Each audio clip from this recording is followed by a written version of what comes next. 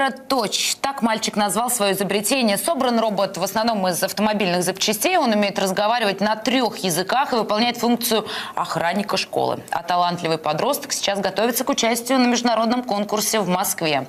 С изобретателем встретилась наш корреспондент Душанбе Элин Ким.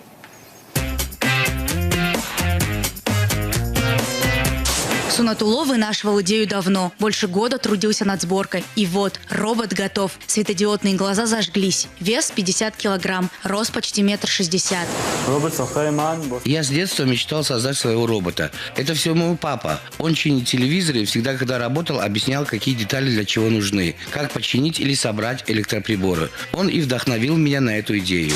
Правда, без помощников, говорит Сунатулло, он бы не справился. Во многом помогли отец и учитель физики Центра творческого развития гимназии. В этом кабинете занимаются у нас в основном ребята, которые проявляют какие-то способности к техническим, к точным наукам. В основном это математика, это физика. Здесь самым старшим у нас является Сунату, это ученик 10 класса, который создал робота. Но у него в помощниках есть еще мальчики 7 и 8 классов, которые только-только начинают. Вот он с ними работает, показывает, как работают приборы. Учителя, конечно, тоже помогают, но в основном этой работой занимается он. Изобретатель назвал робот Авроточ. Это аббревиатура первых букв Авалин Роботи Таджикистан, что с таджикского переводится «первый робот Таджикистана». Авроточ совершенствуется с каждым днем. Над этим работают и одноклассники Сунатулло. После уроков мы пару часов остаемся здесь, чтобы добавить новые детали, продумать механизм, чтобы Авроточ быстрее ходил, был более устойчив.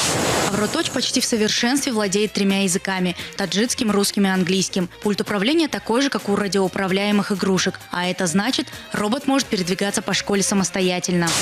Робот был создан специально для того, чтобы выполнять функцию охранника. Для этого у него существуют 2 видеокамеры. Также с ним можно поговорить на простые темы. Привет! Привет. Как тебя зовут? Меня зовут Авроточ. Сегодня ученики опаздывали на уроки? Да, но некоторые. Впрочем, у Авроточа скоро появится компания. Школьники работают над идеей робота-учителя. Он сможет отвечать на вопросы по математике, истории, литературе и другим школьным предметам. И тоже на нескольких языках.